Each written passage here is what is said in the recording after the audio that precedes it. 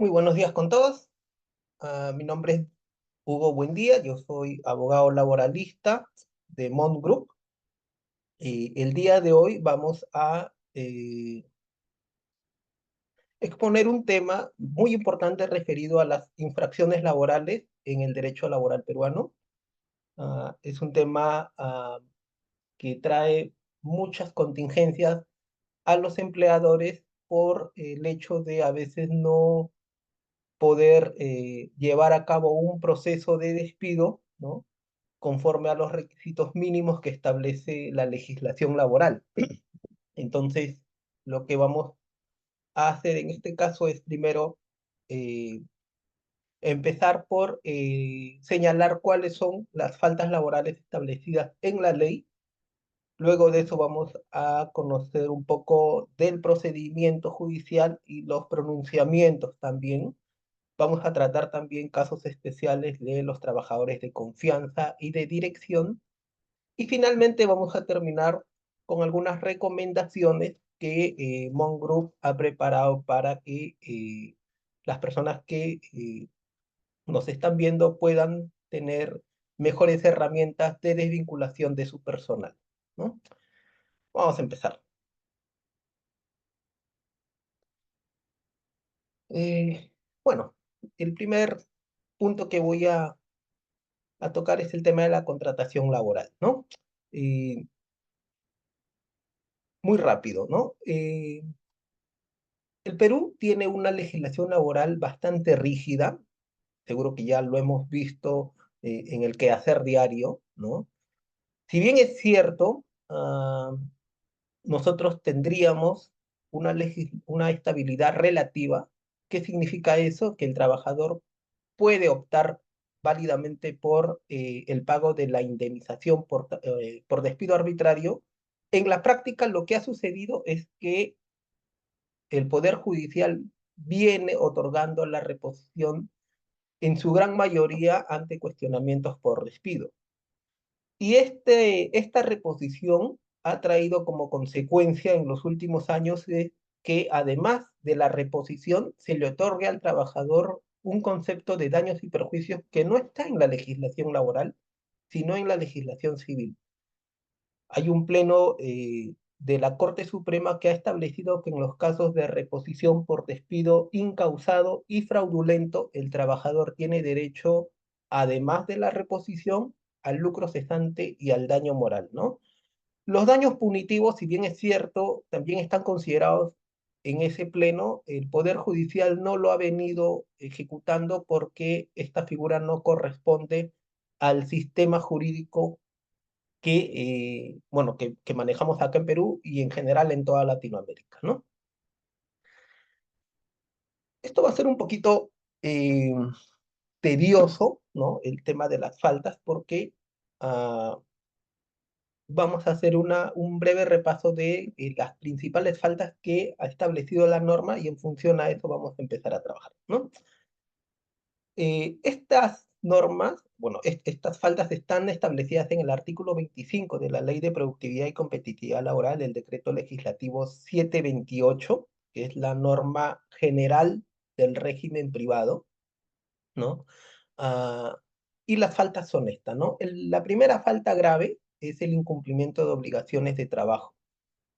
Esta falta es quizá la más usada por la mayoría de empleadores porque en ella calzan casi todas las demás faltas, ¿no?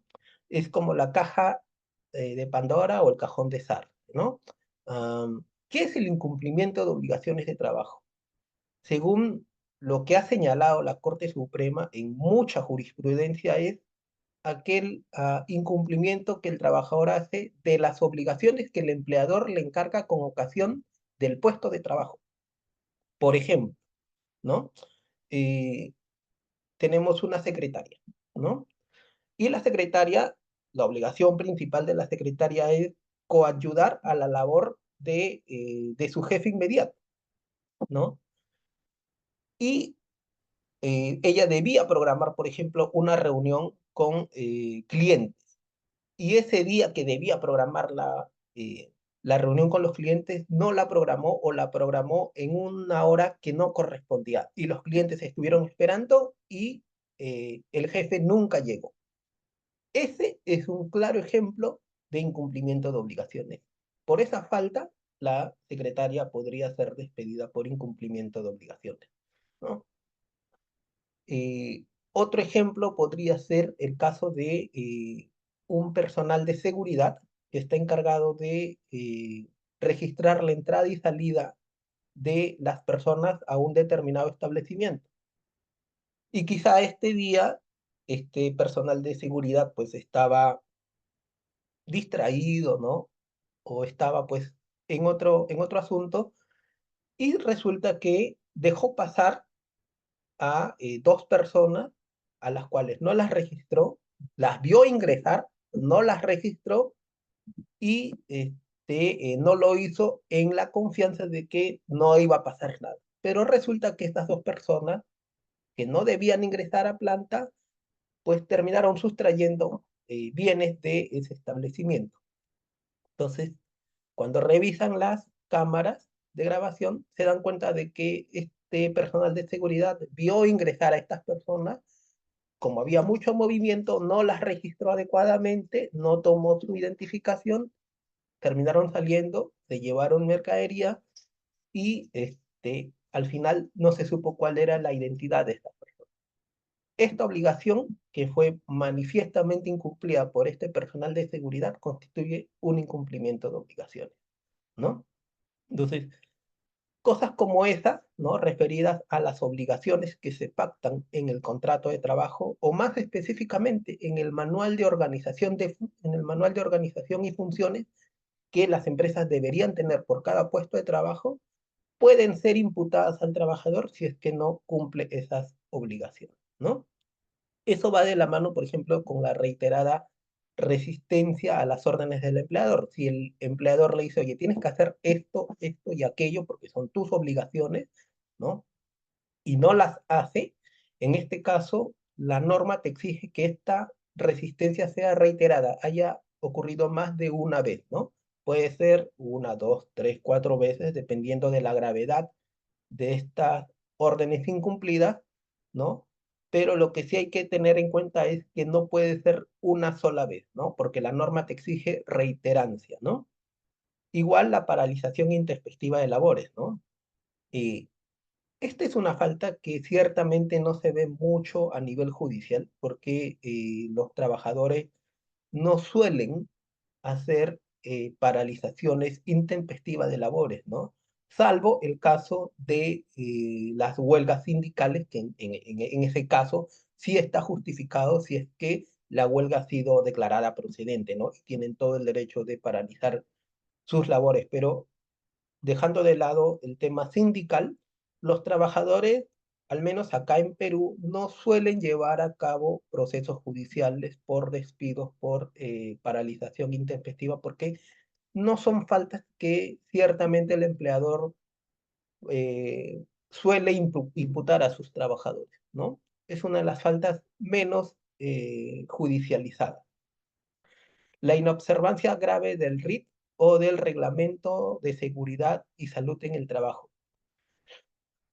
Hay muchos casos en los que el trabajador debe pasar, por ejemplo, revisión médica, ¿no? O con ocasión de los exámenes médicos ocupacionales o de las recomendaciones de salud que emite el médico ocupacional y el trabajador no cumple con esas indicaciones, ¿no? Que son cuestiones de salud destinadas a mejorar su desempeño o su salud en todo caso, y el trabajador no lo hiciera, eso califica como falta grave, ¿no? Y está relacionado con temas de salud, pero hay un reglamento de salud y seguridad en el trabajo que le exige al trabajador que cumpla esas indicaciones o prescripciones médicas. Igual sucede con el RIT. En el RIT generalmente está emparejado con el primer supuesto que es el incumplimiento de obligaciones de trabajo, ¿no? En el RIT, si bien es cierto, están en mayor detalle las faltas que pudieran cometer los trabajadores o también las obligaciones que debería cumplir el trabajador. el empleador puede válidamente utilizar el RIT para imputar algún incumplimiento de obligaciones de trabajo o en cualquier caso alguna situación que no debió haber hecho el trabajador y aún así lo hizo a pesar de estar prohibido en el reglamento interno de trabajo. Eso también califica como falta grave, ¿no? Y el otro supuesto es la disminución deliberada y reiterada del rendimiento. Esta, esta falta que está considerada en el artículo 25, igual, ¿no? Que en el otro caso, que es la reiterada paralización intempestiva de labores, no es una falta que se ve mucho a nivel judicial, ¿no? La disminución deliberada es aquella en la que el trabajador, y generalmente se mide cuando hay situaciones en las que el trabajador debe cumplir objetivos mensuales, ¿no? Y viene cumpliendo, por ejemplo, a razón de 10, ¿no? Cualquier objetivo a razón de 10, 10, 10, y el siguiente mes hace un objetivo de 2, ¿no? Entonces, a pesar de que ha tenido todas las herramientas para hacer un objetivo de 10, no hace el objetivo de 10 y hace un objetivo de 2. Eso podría calificar como una disminución deliberada siempre y cuando el empleador demuestre que el trabajador ha tenido todas las herramientas necesarias para hacer un objetivo de 10 y sus pares, eso es muy importante, y los trabajadores que realizan la misma labor hacen en promedio un objetivo de 10. Si todos hacen un objetivo de 10 y este trabajador hace un objetivo de 2, es evidente que aquí hay una disminución deliberada de este trabajador y en este caso la norma también te exige reiterancia, ¿no? Entonces, habría que esperar por lo menos una segunda situación similar para proceder con su despido. Igual, este caso es muy pocas veces visto a nivel judicial, por lo que no es una situación común que el empleador puede imputar, sobre todo porque es muy complicado, ¿no?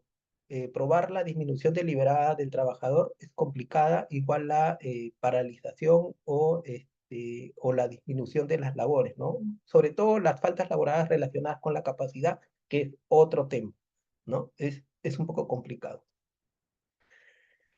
Y bueno, acá vamos a entrar a los supuestos que generalmente son, en su gran mayoría, cometidos por los trabajadores, ¿no?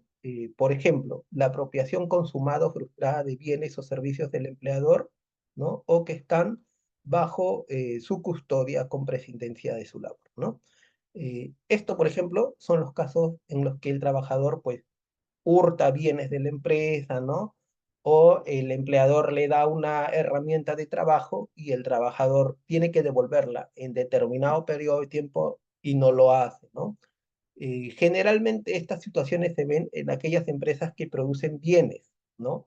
Para, eh, para clientes. Entonces, ¿qué sucede en esos casos? Cuando el trabajador debe llevar mercadería, al cliente, pues se apropia de parte de esta mercadería. Entonces, eso podría calificar ciertamente como apropiación consumada de bienes del empleador o que estén bajo su custodia, en este caso, bienes del cliente, ¿no? Acá no importa el valor, la norma es clara, pero eh, hay situaciones en las que el Poder Judicial ha señalado que es importante tomar en cuenta el valor del bien, ¿no?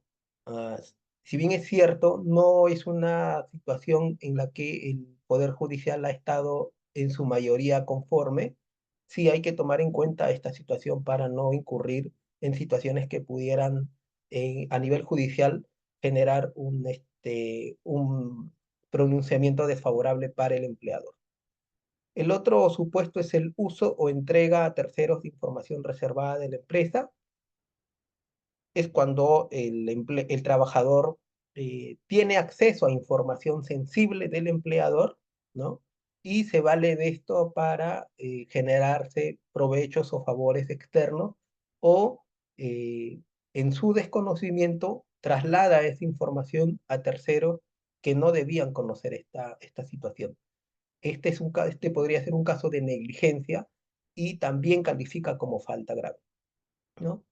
la sustracción o utilización indebida de documentos de la empresa o la información falsa que genere perjuicio al empleador.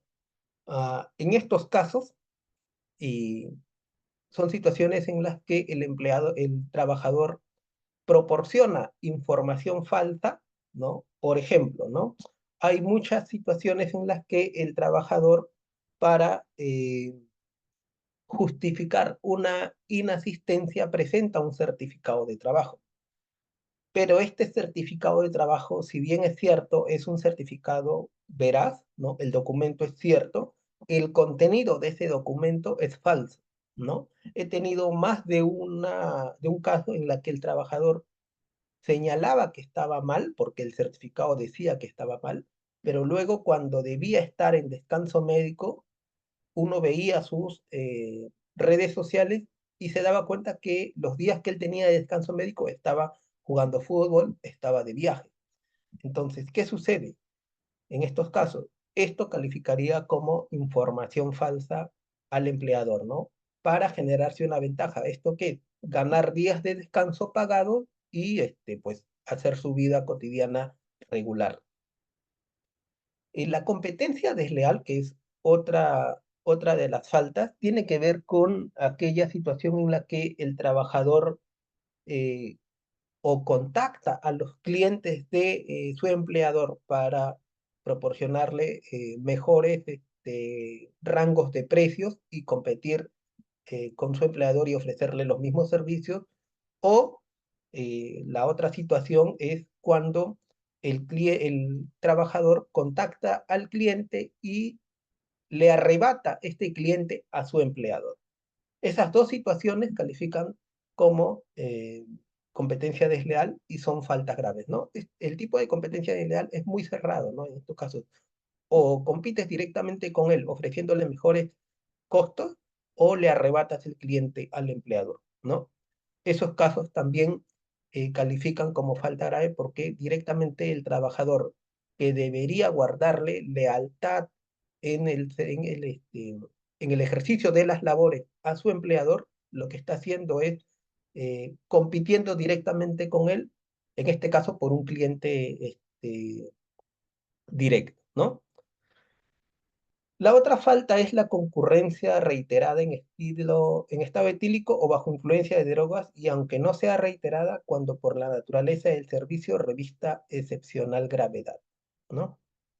Y este caso es bastante curioso porque hay más de una sentencia de la Corte Suprema en la que ha señalado de que el trabajador, aun cuando está en estado etílico, ¿no? Y es una situación en la que podría suponer un riesgo tanto para él como para los compañeros de trabajo, la Corte Suprema ha señalado de que debería exigirse reiterancia, lo cual no, no te dice la norma, ¿no? La norma solamente señala que se exige reiterancia cuando la situación de embriaguez no supone un riesgo, ¿no? Pero cuando supone un riesgo, ahí está la excepción, ¿no?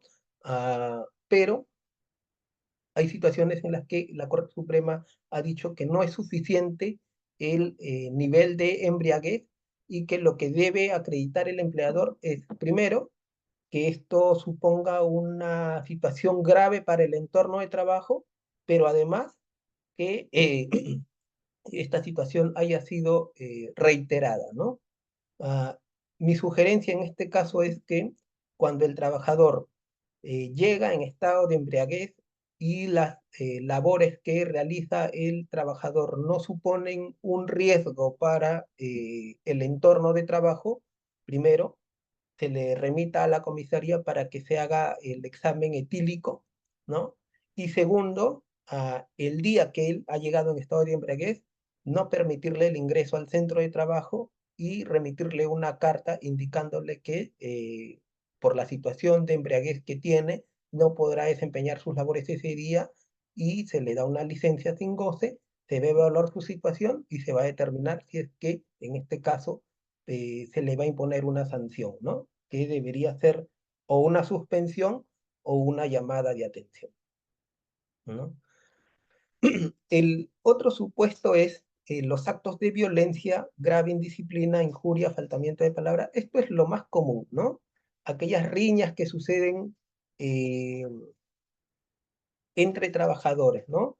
Eh, que en casi todos los centros de trabajo hay situaciones en las que los trabajadores, pues, no tienen una buena relación y esto conlleva a que haya entre ellos conflictos. Entonces, mm, en estos casos, también hay que tener en cuenta quién inicia la discusión, quién reacciona en defensa, ¿no? Y cuál fue el motivo de la gresca, ¿no?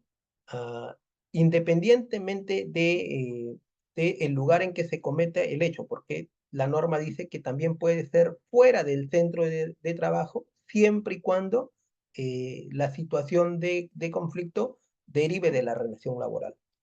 Entonces, yo conocí un caso bastante curioso en la que eh, el Poder Judicial en primera instancia le dio la razón al trabajador diciendo de que como él se había defendido, ¿no? No correspondía que lo despidan.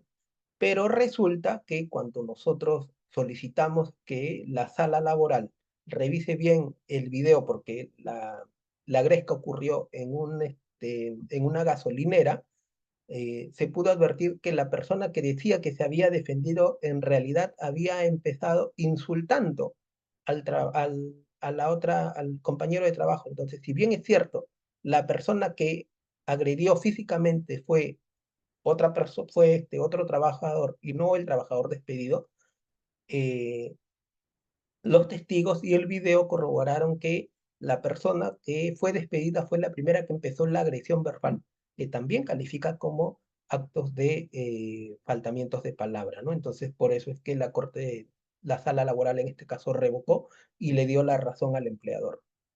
Pero yo sí recomiendo que en estos casos ah, recaben la mayor cantidad de medios probatorios que eh, justifiquen la medida a tomar. Si hay testigos, tomen las declaraciones escritas de los testigos, ¿no? Y también la declaración de los mismos involucrados para poder tener una situación más a tono con la decisión que toma la empresa, ¿no? Y esto también tiene que ver con los actos de extrema violencia, ¿no? Tomas de rehenes o locales, que está relacionado con el punto anterior, que ciertamente tampoco se ven en la vida cotidiana, ¿no? Muy pocas veces se ven estas situaciones a nivel judicial.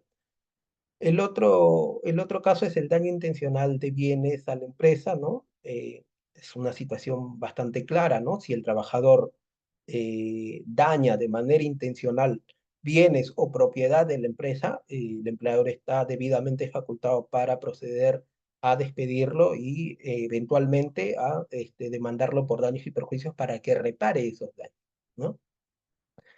Y la última falta quizá es, bueno, las dos últimas son quizá las situaciones que con mayor recurrencia ocurren en los centros de trabajo, ¿no? El abandono de trabajo y la impuntualidad reiterada, ¿no? El abandono de trabajo como tal se da en tres supuestos, ¿no? Si es que el trabajador inasiste más de 3 días consecutivos, necesariamente 4, de manera injustificada, el empleador puede despedirlo. O si faltan más de 5 días en un periodo de 30 días calendario, necesariamente tiene que haber faltado por lo menos 6 días en 30 días para ser despedido. Y el tercer supuesto de este caso es si inasiste más de 15 días en un periodo de 180 días, ¿no? Que supone por lo menos 16 días de inasistencias injustificadas para que pueda ser despedido. Y el tercer supuesto, el otro punto es la impuntualidad reiterada, ¿no? Aquí sí es necesario que el empleador de manera constante fiscalice la hora de ingreso del trabajador. ¿Por qué? Porque si, y he tenido casos, ¿no? Donde el empleador me llama y me dice, mira, tengo que esta persona me ha llegado tarde más de 5 veces en este mes, ¿no? Y ya quiero despedirlo, porque la norma me dice impuntualidad reiterada.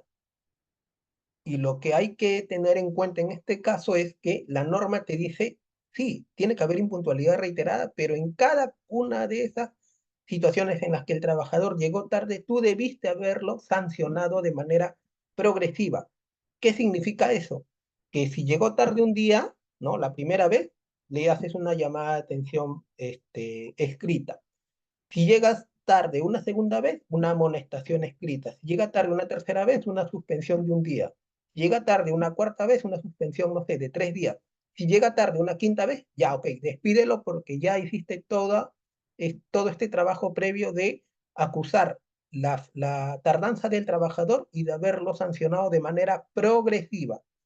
Porque llega tarde un día, yo no lo puedo sancionar con suspensión. No puedo, porque sería desproporcional. La norma me exige en este caso que yo sancione de manera progresiva. Entonces, el ejemplo que he puesto, ¿no? Con estas 5 faltas, con estas 5 tardanzas, es el ejemplo típico de la forma en cómo debería actuar el empleador, ¿no? Entonces, aquí en este caso de impuntualidad, hay que tener en cuenta el registro diario de ingreso del trabajador y la oportuna sanción del empleador y, claro, la forma en que sanciona esta impuntualidad. No nos vamos a detener mucho en los casos de despido nulo porque no tiene que ver con faltas graves, pero lo que sí hay que tener en cuenta es que es importante considerar la forma o el tipo de trabajador que yo estoy despidiendo, ¿no? O la causa que estoy utilizando para despedir al trabajador, porque si en algún momento, por ejemplo, tengo una trabajadora que está gestando y yo la despido y no puedo probar la falta grave que le imputo, lo que va a suceder es que esta trabajadora va a decir que la despidieron por estar embarazada. Y al estar embarazada, yo no podía despedirla, ¿no? Y por lo tanto, ese despido va a calificar como nulo. ¿Por qué? Porque yo no he podido probar en juicio la falta grave de esta trabajadora. Entonces, ¿qué va a suceder? En todos estos casos del despido nulo, la consecuencia jurídica es la reposición y el pago de todas las remuneraciones y beneficios sociales que dejó de percibir el trabajador durante el tiempo que estuvo despedido. Entonces, sí hay que tener en cuenta este artículo. ¿Por qué? Porque el trabajador que está en cualquiera de estas situaciones podría valerse de esto para reclamar un despido nulo en la medida que el empleador no tenga un caso sólido, ¿no? Y comprobado de que la falta que le está imputando es realmente, está realmente acreditada, ¿no? Hay que tener cuidado con eso. El procedimiento de despido es el que estamos viendo aquí, ¿no? Primero empieza con una carta de imputación o, como coloquialmente se conoce, una carta de preaviso de despido, ¿no? Segundo, en la segunda etapa son los 6 días que el trabajador tiene para presentar sus descargos, ¿no? Y luego de los descargos viene la evaluación del empleador, ¿no?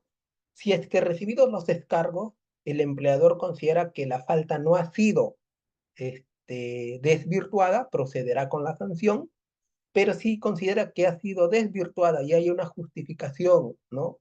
De lo que se le está imputando, o se advierte que efectivamente esta persona no cometió la falta que se le está imputando, el empleador podría dejar ahí el procedimiento de despido, lo que calificaría como un perdón, y el trabajador podría continuar su vínculo laboral. Pero si determina que el trabajador sí ha cometido la falta grave que se le imputa, puede proceder ya sea con el despido, que es la medida más grave, ¿no? O si el empleador considera que han habido situaciones atenuantes que podrían no merecer el despido, ya sea porque la falta no era tan grave, ¿no? O porque hay alguna situación que justifica medianamente la falta que se le imputó al trabajador, podría optar o por una suspensión o por una amonestación. Lo que sí se debe tener en cuenta en cualquier situación de despido es la inmediatez, ¿no? El principio de inmediatez es muy importante porque yo no puedo sancionar a un trabajador por una falta que cometió en marzo de este año e iniciarle un procedimiento ahora, ¿no? ¿Por qué? Porque el paso del tiempo supone que el empleador ha perdonado la falta. Si yo sé que el trabajador cometió en marzo una falta y espero abril, mayo, junio, julio, agosto y en septiembre recién le inicio el procedimiento de despido porque este señor ya no me está trabajando bien estos últimos meses y le voy a imputar la falta de marzo, ese despido va a ser improcedente, ¿no? Y yo cuando vaya a juicio, por más que la falta sea cierta y esté comprobado que el trabajador cometió la falta que sea, supongamos que se haya robado mercadería, está probado, hay un video que el señor se está llevando la mercadería, ¿no? El trabajador ha reconocido que se llevó la mercadería. Incluso con todas esas pruebas, yo voy a perder el juicio si es que el trabajador invoca vulneración del principio de inmediatez, ¿no? Entonces, si bien es cierto, no hay un plazo que la norma diga, oye, empleador, tú tienes tantos días para, después de conocer la falta, sancionar, la inmediatez lo que busca es que el trabajador, el empleador, en el menor plazo posible desde que conoce la falta, inicie el procedimiento de despido. Entonces ya quedará a criterio del juzgado si el tiempo que utilizó el empleador fue un tiempo razonable o no. Pero en el ejemplo que le estoy poniendo de marzo a septiembre es un claro ejemplo de que el plazo que utilizó el empleador es abiertamente desproporcional, ¿no? Entonces hay que tener mucho cuidado con eso. Ahora bien, si bien es cierto, el empleador tiene la facultad de dirección y con eso fiscalizar y sancionar cualquier medida, ¿no? Que considere que va contra contra las obligaciones de trabajo, también tiene límites, ¿no? El poder de dirección, por ejemplo, del empleador no es ilimitado, no puede existir un ejercicio arbitrario del mismo, ¿no? Y esto también supone que el empleador debe moverse dentro de ciertos marcos y límites. Por ejemplo, el principio de inmediatez es un límite temporal que el empleador tiene para sancionar, ¿no? Por ejemplo, también, ¿no? Eh, si el trabajador faltó 3 días, ¿no? Y de manera injustificada, yo no puedo proceder con el despido, porque la norma me dice que debe haber faltado 4 días, entonces ahí también hay un límite, ¿no? Si es que yo lo despido, aún sabiendo de que solamente faltó 3 días y la ley me exige 4, ese despido sería arbitrario, porque va contra el límite establecido por la ley, que son 4 días mínimos, ¿no? Entonces, esos límites son los derechos fundamentales de los trabajadores o las prohibiciones recogidas en la ley, que es precisamente lo que les comentaba, ¿no? Estos son los tipos de despido, ¿no? Jurisprudencialmente son dos, el fraudulento y el incausado, que son los dos últimos, y los despidos legales son los tres primeros, ¿no? El arbitrario, el nulo y el injustificado, ¿no? Que están recogidos en la ley, ¿no? Como pueden darse cuenta, el arbitrario tiene como consecuencia la indemnización, el nulo, que son los referidos al artículo 29, el caso de la trabajadora embarazada, el trabajador sindicalizado, tiene derecho a la reposición o a la indemnización a elección del trabajador. El injustificado, que es como el arbitrario, ¿no? También tiene derecho a la indemnización. Y el fraudulento y el incausado, que son creaciones jurisprudenciales del Tribunal Constitucional, tienen derecho a la reposición o a la indemnización en caso así lo escoja el trabajador, ¿no? Y como consecuencia de estos dos últimos despidos, ¿no? Eh, justamente la Corte Suprema ha establecido que eh, hay daños adicionales a la indemnización por despido arbitrario que le corresponderían a los trabajadores, ¿no? Que reclaman despido fraudulento o despido incausado, que son el lucro cesante y el daño moral. El lucro cesante son los ingresos que el trabajador dejó de percibir como consecuencia del despido. Muchas veces los demandantes pretenden equiparar los ingresos o el lucro cesante a las remuneraciones dejadas de percibir, lo que no es correcto.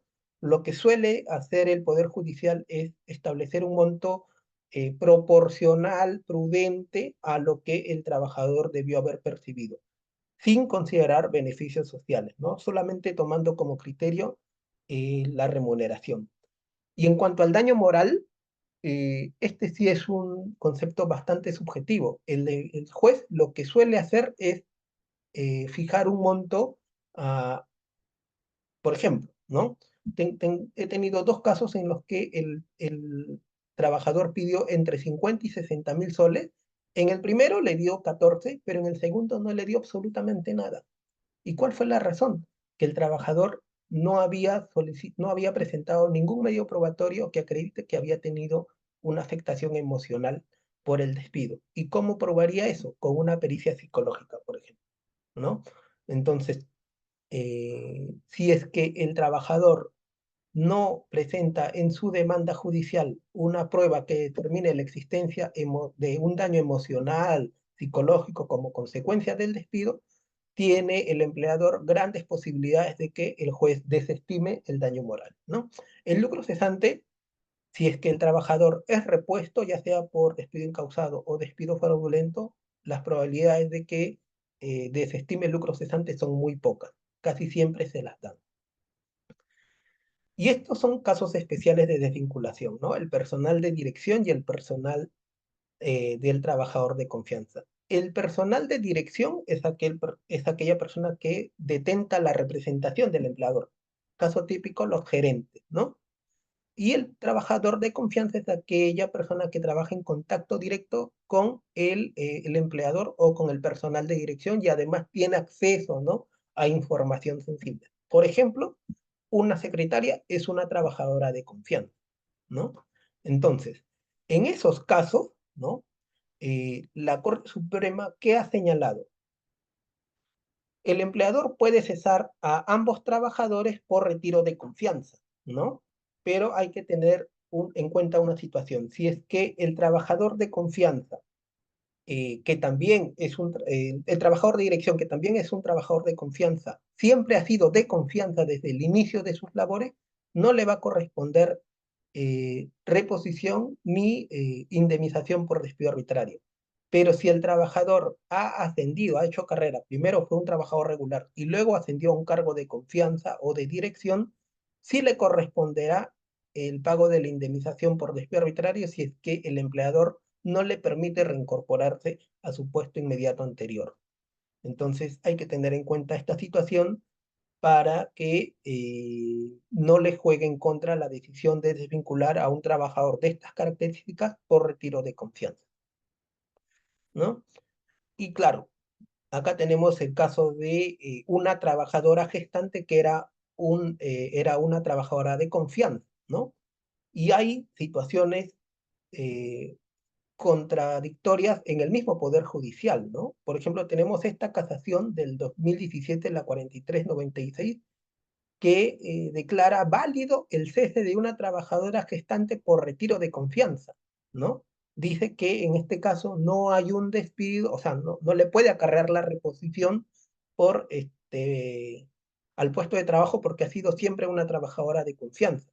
Sin embargo, tenemos este pleno jurisdiccional que dice lo contrario, ¿no? Corresponde la reposición de la madre gestante que ostenta un cargo de confianza por cuanto las mujeres en estado de gestación e incluso durante la lactancia gozan de una protección especial. Entonces, son situaciones límites que hay que tener en cuenta y que hay que valorar muchísimo al momento de tomar la decisión de desvincular. Sobre todo el caso de las trabajadoras gestantes, ¿no?, que ya tienen una situación de protección especial. ¿Y por qué digo esto, no? Porque este gráfico nos permite conocer, este gráfico nos permite conocer la situación jurisprudencial de los tratamientos de despido en Perú, ¿no? Perú posee una de las indemnizaciones más caras en el mundo, ¿no? El costo de reponer a un trabajador es muy alto. Entonces, la decisión también de desvincularlo hay que evaluarla en todas las aristas para que esto no le pueda generar un perjuicio al empleador al momento de llevar a juicio este proceso, ¿no? Y finalmente tenemos estas recomendaciones, ¿no? Eh, lo que Mon en este caso ha hecho es preparar estas 7 situaciones que deberíamos considerar al momento de evaluar el despido de un trabajador. Primero, verificar extensión del periodo de prueba. ¿Por qué es importante? Porque durante el periodo de prueba el trabajador no tiene protección contra el despido arbitrario. Entonces, si yo lo ceso por no superar el periodo de prueba, no voy a tener la contingencia de una reposición o el pago de una indemnización por despido arbitrario, ¿no? Luego, tomar en cuenta justamente eh, la situación de qué podría, en el caso del despido, generarme esto como contingencia por daños y perjuicios. También verificar la situación del trabajador antes del despido. ¿Qué tipo de trabajador es, no? Si es un trabajador sindicalizado, si es una trabajadora gestante, ¿no? Si es un trabajador con habilidades especiales, ¿no? Ah, eso también hay que tener en cuenta. Después también, en el caso de los trabajadores de dirección y de confianza, eh, determinar si es que efectivamente en los hechos estos trabajadores son de confianza, ¿no? Porque muchas veces muchos empleadores abusan de esta calificación y dicen, este trabajador es de confianza, pero en realidad no lo es. Entonces cesan por retiro de confianza y resulta que a nivel judicial el juez determina que este cargo no era de confianza y ordena la reposición. La otra recomendación es establecer políticas internas, ¿no? Videovigilancia, uso de herramientas de trabajo, ¿no? Pero en el caso esta de los videovigilancias, sí hay que comunicar al trabajador el uso de estas, ¿no? Luego también está fortalecer procedimientos disciplinarios, las políticas internas y siempre comunicar absolutamente todas las medidas que tome el empleador o todas las políticas que elabore al íntegro del personal para evitar que luego los trabajadores puedan argumentar que desconocen o no les llegó la notificación correspondiente de estas políticas, ¿no? Eso sería todo. Si hay alguna consulta, eh, o alguna duda que tuvieran, hay unas preguntas en el cajón de chat, ¿no? Por ejemplo, la primera es, nos comenta Yelvis, ¿no?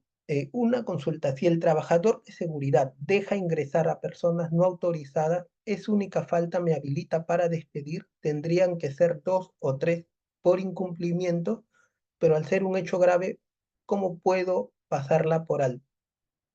¿No? Adiciona, tendría que primero informarle que le voy a colocar un memo, como ahora dice el Ministerio de Trabajo antes de colocarle cada memo. Esto está validado en la vía judicial.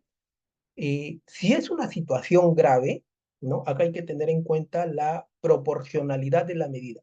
Pero si el hecho de que este trabajador dejó ingresar a 2 personas que no debían ingresar y ocasionaron un daño o algo, ¿no? Que perjudique al empleador o en este caso al cliente, esta situación es gravísima y sí te habilitaría a proceder con el despido.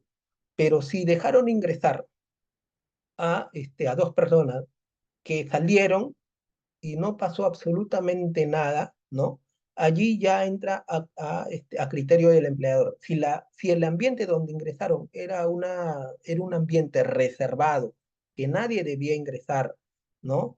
Ah, entonces yo, en este caso, sí habilitaría el despido, pero si no es una situación grave, ¿no? Grave, ¿no? Que me permita a mí optar por el despido, yo en este caso lo que haría es suspender al trabajador por lo menos 3 días, ¿no? ¿Por qué? Porque si es que no es una situación grave y yo aún así despido al trabajador, lo que va a suceder es que el Poder Judicial va a determinar que este despido es desproporcional, porque la falta cometida no es de tal magnitud que haga insostenible la continuidad del vínculo laboral. Por el Ministerio de Trabajo, en realidad, en los casos de despido, no deberíamos preocuparnos mucho porque el Ministerio de Trabajo no está habilitado, y, bueno, en este caso la SUNAFIL, no están habilitados para determinar si un despido es arbitrario o no. Eso solamente lo puede determinar el Poder Judicial.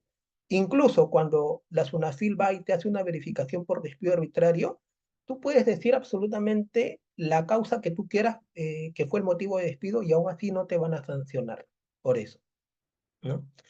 La otra consulta es, a ver, ¿cómo certifico que el trabajador en descanso médico pasaba, por ejemplo, jugando? ¿Debo ir a un notario y certificar el video? ¿Me bastaría una sola vez para iniciar el procedimiento de despido?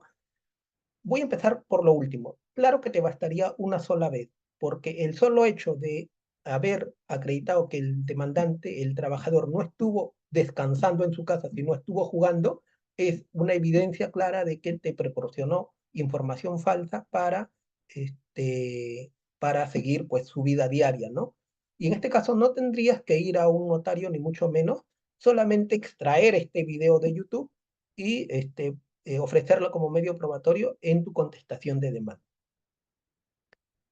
Patricia nos pregunta, en el caso de apropiación consumada o frustrada, por ejemplo, del área de contabilidad en la que se tiene sospechas de robo sistemático, ¿se debe pedir sí o sí intervención policial? ¿Es necesaria la reiterancia? ¿Podría ejecutar el despido con una investigación interna? Si detecto que me roban 100 soles, ¿no podría despedirlo porque el monto es irrisorio? Mira, hay un caso bastante curioso a nivel de la Corte Suprema donde el trabajador había robado, si no me equivoco, 360 soles, ¿no? Robó, se llevó los 360 soles. En, eh, en primera y en segunda instancia, desestimaron la demanda porque la falta sí había sido cometida, pero resulta que el trabajador había devuelto los 364 soles. Entonces, como había devuelto los 364 soles, la Corte Suprema revocó la sentencia y declaró fundada la demanda porque dijo que el trabajador no había tenido intención de apropiarse, sino de que devolvió el dinero. Entonces, cuando se tratan de montos menores, como tú señalas, de 100 soles, mira, yo no me jugaría por un despido, a pesar de que califica como una falta grave y efectivamente me están robando, ¿no? Y yo no podría tener confianza en una persona que me está robando, el monto por el cual te están robando, muchas veces el Poder Judicial lo va a tomar como un monto, como dices bien, irrisorio y podría considerar desproporcional el despido. En este caso, eh, la opción que podrían manejar es un mutuo disenso, decirle, oye, ¿sabes qué? No te voy a, no te voy a despedir, lleguemos a un acuerdo, yo ya no confío en ti, ¿no? No eres un buen elemento para el centro de trabajo, y además, si es que no ves que el trabajador está colaborando o está dispuesto a aceptar un cese, podrías incluso considerar una denuncia, ¿no? Entonces, no lo despides, lo denuncias penalmente por hurto, ¿no? Y una vez que se determina a nivel judicial de que sí ha habido un hurto, entonces con esa sanción penal que el trabajador tiene, sí podrías despedirlo, ya no por la falta cometida, sino eh, por la pena que tiene impuesta como delito.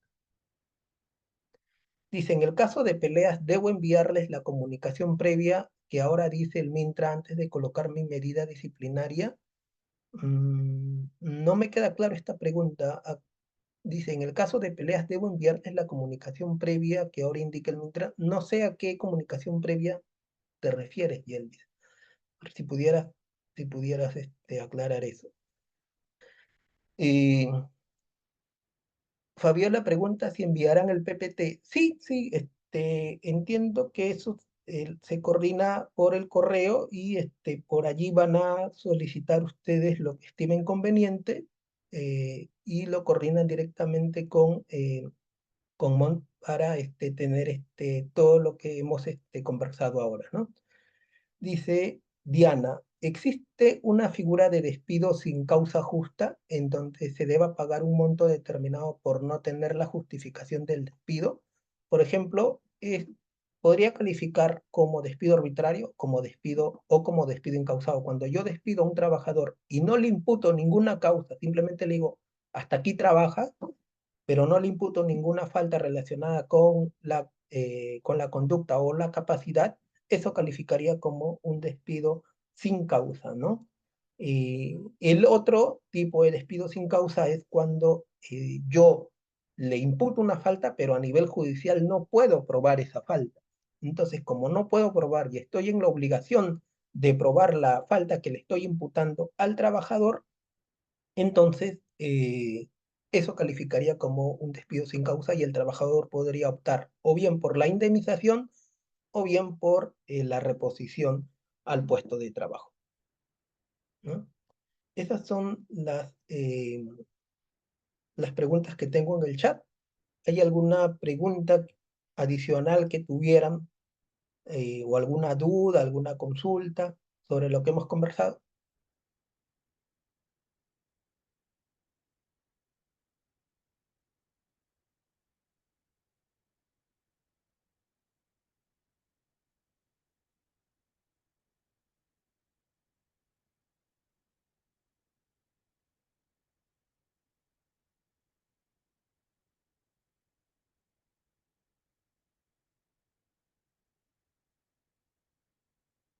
¿Ninguna duda?